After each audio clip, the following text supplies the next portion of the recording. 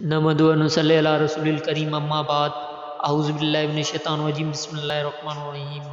حدیث نبی ہے، ایک عورت رسول اللہ صلی اللہ علیہ وسلم کی خدمت میں آئی اور اس نے اپنے آپ کو آن حضرت محمد صلی اللہ علیہ وسلم سے نکاح کے لیے پیش کیا۔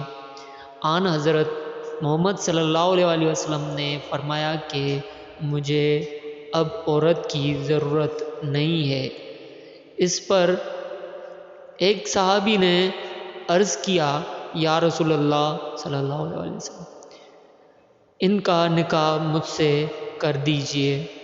آن حضرت محمد صلی اللہ علیہ وسلم نے دریافت فرمایا کہ تمہارے پاس کیا ہے؟ انہوں نے کہا کہ میرے پاس تو کچھ بھی نہیں ہے۔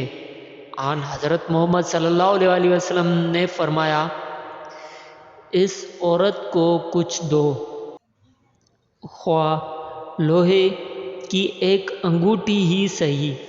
انہوں نے کہا کہ حضور صلی اللہ علیہ وسلم، میرے پاس کچھ بھی نہیں ہے۔ آن حضرت محمد صلی اللہ علیہ وسلم نے پوچھا، تمہیں قرآن پاک کتنا یاد ہے؟ عرض کیا، فلاں فلاں صورتیں یاد ہیں۔ آن حضرت محمد صلی اللہ علیہ وسلم نے فرمایا کہ پھر میں نے انہیں تمہاری نکاح میں دیا، اس قرآن کے بدلے جو تم کو یاد ہے۔